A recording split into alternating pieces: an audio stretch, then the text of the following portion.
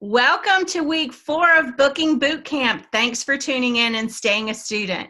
As a quick recap, during week 3 of Booking Bootcamp, we talked about mastering the conversation. Mastering the conversation as it relates to being person to person, via text messages or Facebook messages, and through social media posts. We showed you an example of how to go live on your Facebook page and in your VIP groups.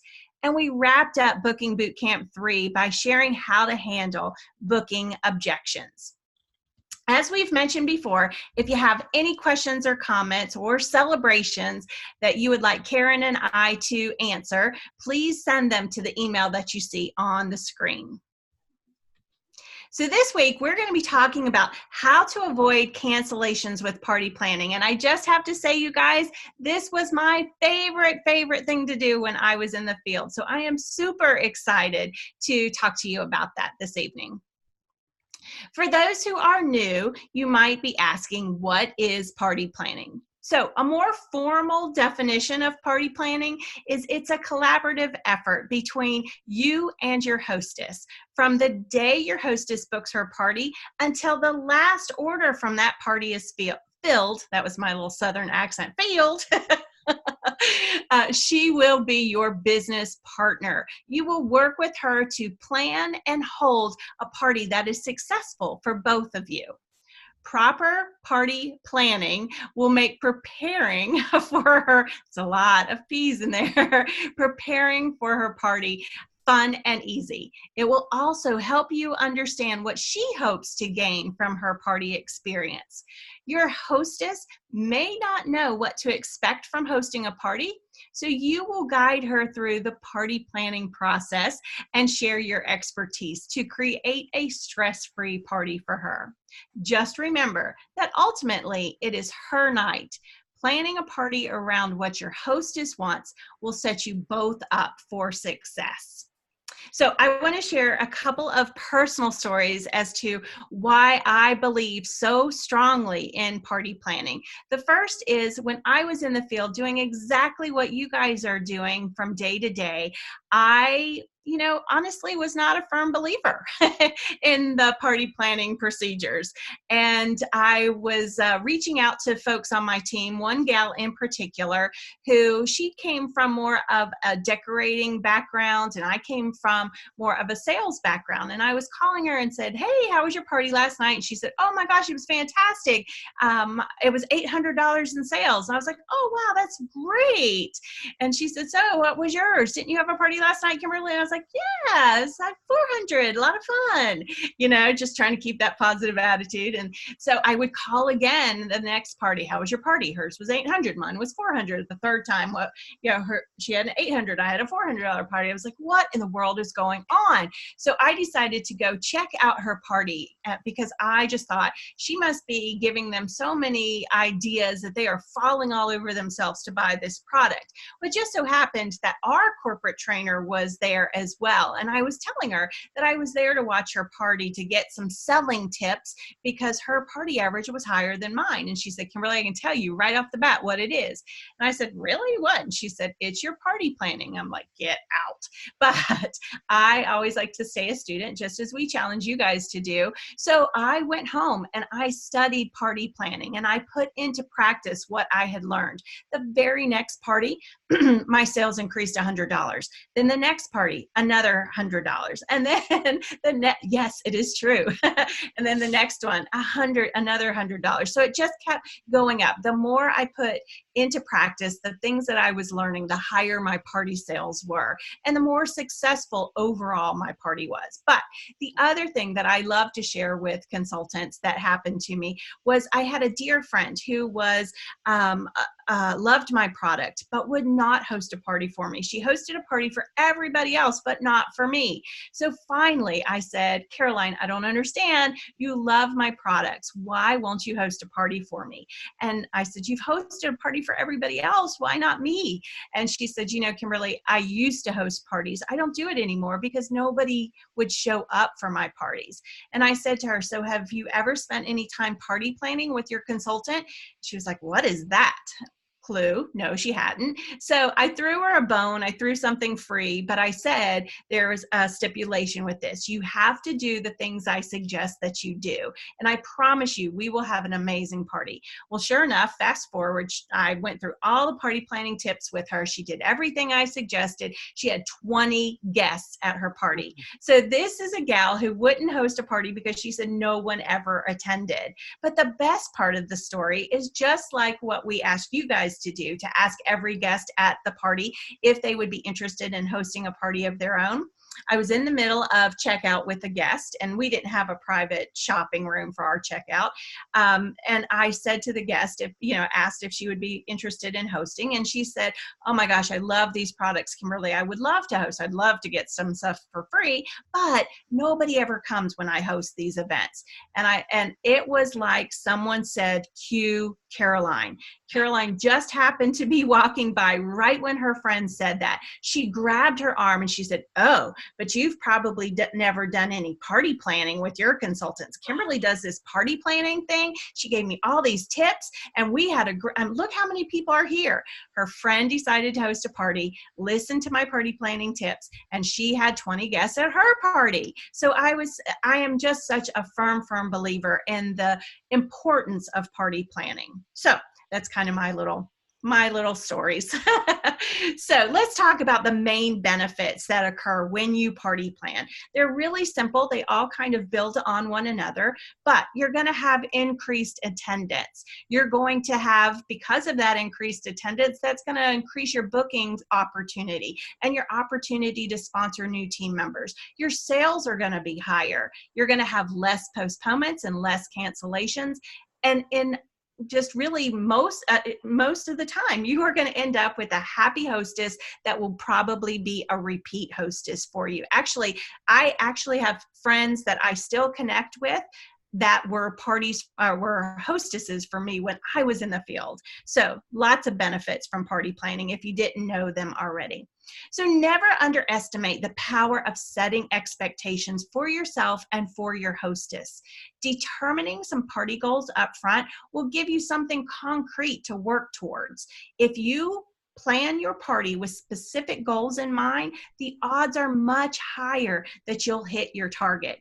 You can set party expectations with your hostesses when you go over the hostess packet and during the party planning calls. So here are some goals that have helped consultants at all levels of the business succeed at every party. The first are retail sales. You want to set a retail sales goal of $700 or more as your party average as you work your business. Next, you want to talk about an attendance goal. Tell your hostess that most of your parties have at least 10 guests. This is especially important when your hostess schedules from a party that has low attendance. So let your hostess know that you have a party date reserved just for her and that you're planning on coming whether she has 2 or 22 guests, but that the party is much more fun when there are more people there. You also want to have a pre-order goal. Plan to and try to, your goal should be to collect 3 pre-party orders, all right? Now, the average order for the average Pure Romance order is about $50 per person. So if you got 3 pre-party orders, that would be $150 in additional retail sales for every one of your parties. Now, what kind of impact? That's what kind of impact a pre-orders can make for your business. The next goal is a party booking goal. Set a goal to book at least 3 parties at every party. Booking new parties at your parties is what keeps momentum going behind your business. And this is where I like to stop and jump in and share that when I was in the field, I had to kind of set some warning lights for myself. I used to call it dashboard lights or warning lights, that if I went to a party and didn't schedule a party, boop, boop, boop, boop, like something had to trigger in me to tell myself I had to go to my who do you know list. You know, I'm always going to get that who do you know list snuck into every training. So important. But instead of sitting back and thinking, oh, well, I have 2 or 3 parties at the end of this month, I'll get bookings from those. You know, you just never know what's going to happen to those parties. There can be an illness, there could be bad weather, there could be many things. So you don't want to depend on future parties for the bookings that you need, right? So I used to go to my, think in my head, if I go to a party and I schedule a party, I've maintained. If I go to a party and I schedule 3 parties, I've grown my business. If I go to a party and I don't schedule any parties, I'm closer to being out of business. So that's why my warning bells went off. So keep that in mind when we're talking about your bookings goal. The other goal is a new consultant goal. Sharing the business opportunity with other women should be second nature for you at parties. You should ask every person there if they're interested in learning more about pure romance and what you do. So setting these party goals, it's important to remember that any goals that you set for yourself should be flexible and adaptable based on the needs of your hostess. So what happens if your goal for the number of guests at each party is 10 to 15? But your hostess only wants to invite 8 of her closest friends. Do you turn that party down? No, of course not. Actually, I think that this is a great coaching moment. This is one of those times that you can connect and share your expertise with your hostess by sharing with her, you know, hey, I saw your wish list. If you only invite 8 people, we're probably looking at only maybe 2 or 3 people actually in attendance, which is probably not going to help you get everything on that wish list. But at the end of the day, if that's what your hostess wants to do, then you're going to roll with it, because having that initial goal gives you something concrete to work for at every party. But we're also there to make sure that your hostess has an amazing time. So you can set those party goals by sharing them throughout your party planning calls, and that will increase your sales. The first 3 goals, your sales goal, your attendance goals, your outside order goals, those will all help your personal sales. The booking goal will help your future personal sales, and the team goal will help you with your team sales. Party planning helps you to create a successful party that's as rewarding as possible to your hostess and to a successful business for you. So the most important aspect of party planning is forming a connection with your hostess. It was my favorite part. That was my favorite part of party planning, is that connection. The more time you invest in connecting with your hostess prior to the party, the more successful it will be for both of you. So don't forget, she is your business partner. So naturally, you want to learn more about her. Smile when you're on the call. I always learned that you can feel a smile or hear a smile through the phone. So smile when you're on phone with her. Your good mood will be contagious, and your hostess will look forward to hearing from you. Start the call with a non-business question, something like, how's your day? Or how are you? It can't be all about business all the time. You need to build that connection. Make sure you listen. Try not to get distracted, and keep the conversation focused on her party, and the fun she'll have. Be friendly while remaining professional. You can do this by using good tone and the right inflection in your voice. Taking these simple steps will make your calls more productive and pleasant for you and your hostesses. Ensuring the hostess has a successful party is all about making a connection and giving her the party she wants. By building rapport and focusing on her goals, whether she's looking for free product, an unforgettable night with her friend, or a theme party everyone will be talking about the next day, you will be much more likely to reach your own party goals by making hers a reality. So your hostess will count on you to provide tips and suggestions that will give you both a successful party. And the hostess packet materials are the perfect low-key way to begin the party planning process. When a hostess sets a definite party date, remember to give her the hostess pack right away. And on the screen, we've shown some suggested items that you could include in your hostess pack. I'm going to read them for those that might not be watching and just listening to the call. So there's the hostess letter, the party kickoff form, the 20 include 20 pure romance invitations, 2 catalogs, 5 order forms, the 40 guests in 40 minutes form, the opportunity brochure, and the optional attendance games that you could include. And that would be like a hostess scavenger hunt, the bosom buddy, the hostess bingo. You can ask your upline or your sponsor about some additional ones as well.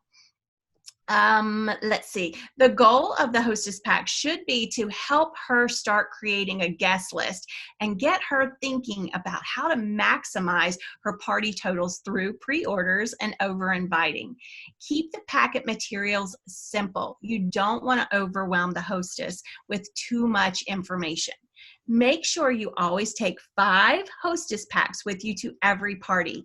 This allows you to start the party planning process as soon as someone schedules the party. When following up with the hostess that might not have been at a party, you can always snail mail the hostess packet, or several of the items that we showed on the screen are available to send electronically. The other thing we want to, Karen, you want to jump in and share the other thing we want people to talk about or to include?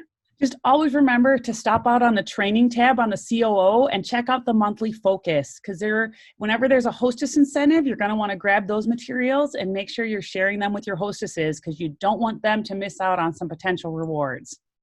Another tip we're always going to bring up in boot camp is the monthly focus. Who do you know in the monthly focus?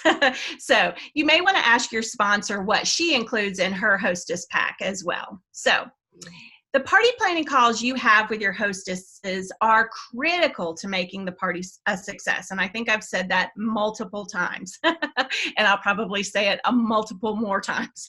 These calls are your chance to organize every aspect of the party with your hostess. We recommend making at least 3 connections with your hostess prior to the party.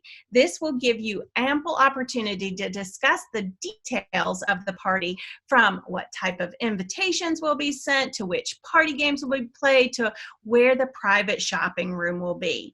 You and your hostess will decide together how everything will be done. This will ensure all of her questions are answered and she knows exactly what to expect from hosting a party with you. Our party planning scripts will give you great ideas of what you should say on your party planning calls. Each script includes talking points that will help you cover a wide range of topics when you're on the phone with your hostess. Practicing these calls with your sponsor, another consultant, or even a friend will help prepare you to be an exceptional communicator. Feel free to reference the scripts as much as or as often as necessary until you feel comfortable with what to say. Eventually, you'll know exactly what to say on every party planning call. I'm sure you're asking yourself, does anyone still call each other? Well, we do here at Pure Romance. The first connection of with your hostess absolutely needs to be voice to voice, over the phone, in person if that works, but you need to create excitement and build rapport, and that only happens through that voice to voice connection. From there, the communication needs to be consistent, but can shift to the hostess's preferred method of communication. So let's talk about the party planning checklist. Your party planning checklist is an easy way to keep track of what you've done and what still needs to be done as you communicate and continue to guide your hostess. Follow these guidelines to help you have a fun and successful event. Make sure now that you're scheduling your party planning calls into your calendar. So I wanted to share what I used to do way back in the day is I would, once I got a definite date, I used, just a paper calendar. You of course can do all of this electronically, but I would go from I would look at the exact party planning date. I would put the time of the party, then I would put the hostess's name and the contact information. Then I would back up from that party date. I would back up 2 days and I would put RSVPs, which would be a trigger, a reminder. What am I going to talk to them about? Whether that's through texting, through messaging, through phone call. What was the purpose of this call? And I would put the hostess's name and the contact information. So it was always available, easy for me to find.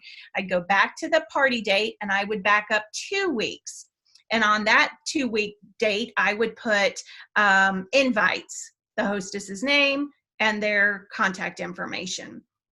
And I'd go back to the party date and I'd back up a month. And on that one, I would put first phone call, hostess name, party information. So my parties typically booked at least a month out, but sometimes I was booking a lot of times because I booked a lot. I would book far out. The one thing to know is if you are at that point in your business where you're booking months out, we would prefer that you schedule close in. But for you booking maniacs out there, you have to book far out. The key is you have to put in more contacts, more connections. You can't just depend on the 3 minimum to keep them excited, right? So that's kind of how I stayed organized and put first call. I would know what I was going to say on the first call, and then invites on that second date and RSVPs on that third date. So for some reason, Karen, I was thinking there was one other thing we were going to add that wasn't on the script about the connections to those calls, but I can't remember what it is. Can you? If it comes back, we'll share it. Yep, that's good. I like that. We'll roll with that.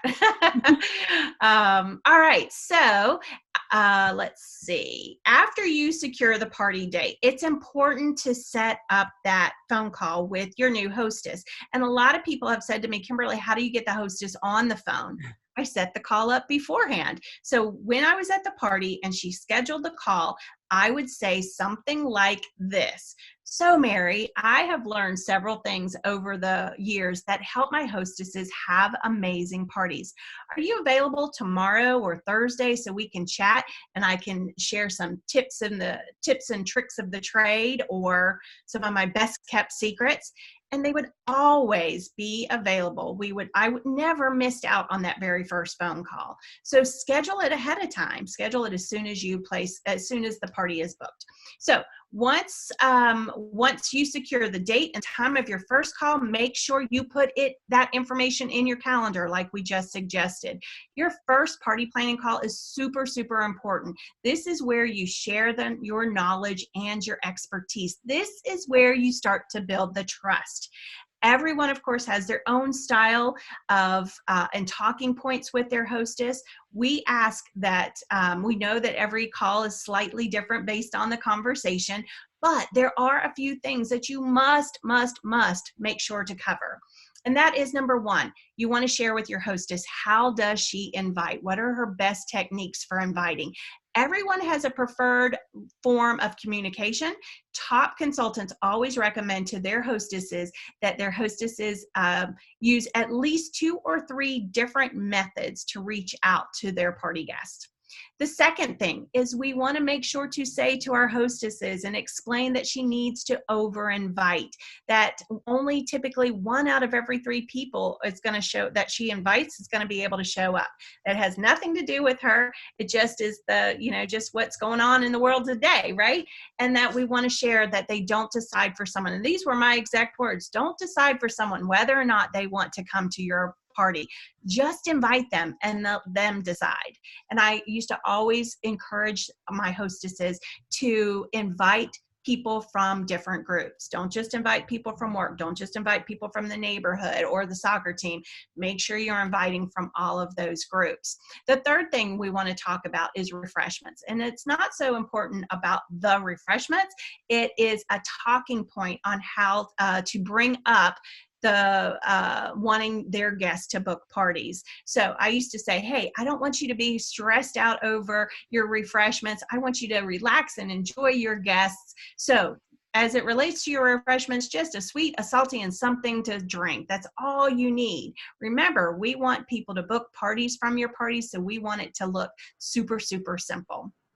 And then finally, the last thing that you must talk to your hostess about on that very first call are RSVPs. And I used to tell my hostess, this is where you can really make or break a party. You need to make sure that you're going to follow up with every person you invite to the party. Now, the first thing I said when I would talk about RSVPs is I would warn my hostesses that don't be shocked when you get all of the no's or a lot of no's first, right out of the gate. That's very common. It's very normal. If we don't tell our hostesses that, they're going to get those no's first, and you're going to get the call or the text going, oh my gosh, it's not a good date. Everybody's saying no, they can't come.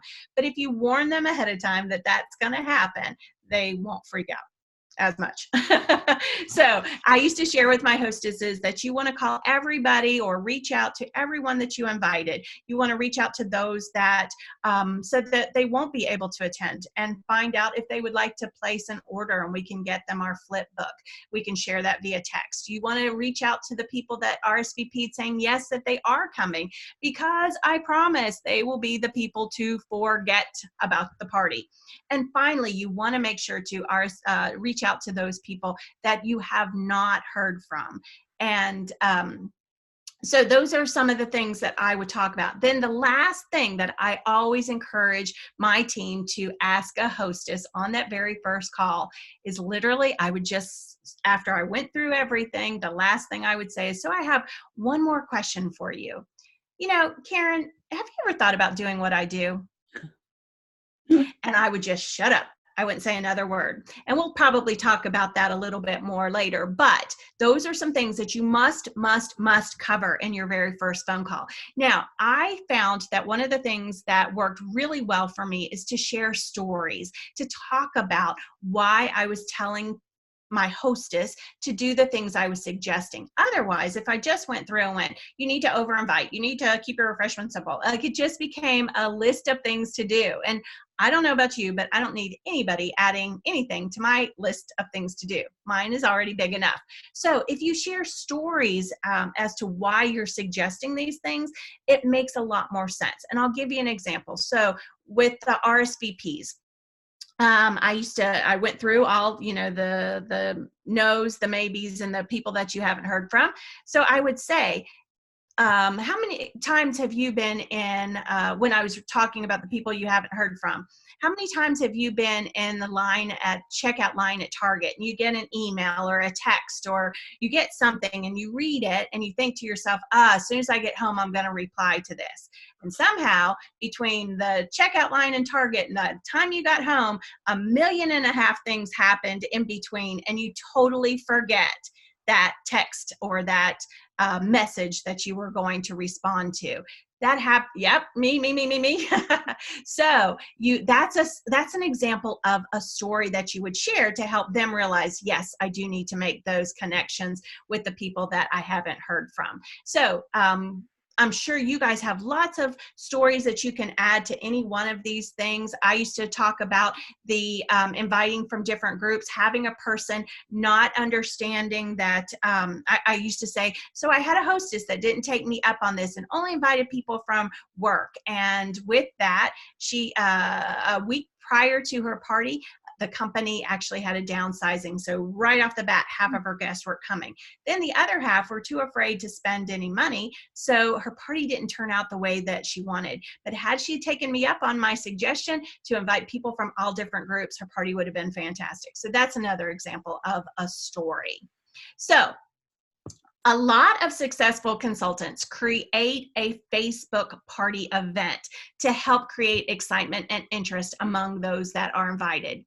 Have a cover photo that is unique to you. Your hostesses are choosing to party with you, so make your events make sure that your events show you and your personality. We suggest that you post in the event 1 to 2 times a week, starting at about 4 or 5 weeks out, depending on how far out your party is. And then you should post in the party event several times during the week of the party to create excitement. Encourage your hostess to post as well. For parties less than 5 weeks out, make sure to post the most important posts and skip a few of the fun posts. And we have a lot of these suggestions, I think, in your media center and on your training site, and definitely on your monthly focus page. All kinds of things you can find. So your post should be fun and informative and interactive. Where have we heard that before? Fun, informative, and interactive. Have a variety of posts that feature products, encourage guests to bring friends, and show those that aren't able to attend that they still can order. In addition to party planning calls, you can also send some fun text messages to keep your hostesses engaged. Depending on the party timeline, you could send messages at 5 weeks out, 4 weeks, 3, 2, 1, the day before. We have a whole bunch of texts that you can use. And if you're worried you aren't creative enough, no worries. We have your back. We have images specifically for you to communicate to your hostess, as well as images for you to share with your hostesses for her to share with her friends. We've put the URL on the screen, but just in case you're just listening, I've got a tickle in my throat. Uh-oh. And if you, here's the pathway for you if you're listening. Go to your COO, then click on training, click on get started, the party planning guide, resources, and party planning tips. But again, the URL is on the screen. So 2 things as we wrap this up, some food for thought. For those of you who might not yet still believe me and Karen when we say that party planning is essential, here's 2 things to think about. Number 1, if you asked your hostess, as you should, have you ever thought about doing what I do? And you don't have a great party because you didn't party plan with your hostess to have a great party? Do you think she's going to want to join your team? Maybe I should call these things that make you go, So the next food for thought is if you've, oh, and I didn't write this down. If your hostess does join you in the business, but you did not proper party plan with her, how likely is she to party plan with her hostess? In other words, are you setting her up for success to have a great party if you don't do it yourself? Because she's going to say, what? What's this party planning? You didn't do this with me. Right? So just to recap what we've talked about today, party planning can make the difference between a so-so party and a super fantastic party. Make sure you're making a connection with your hostesses through your party planning calls and texts. Set up a Facebook party event to help create excitement. And the most important thing to remember about party planning is the relationship building that you are doing with your hostess. Don't let her down. Share your knowledge and expertise on how to have a great party. So here we come to your all's favorite time. We always want you to put into practice what we've talked about on this call. So we have 3 homework assignments for you. The first is to share any promotional images with your hostesses that you will get off of your monthly focus page.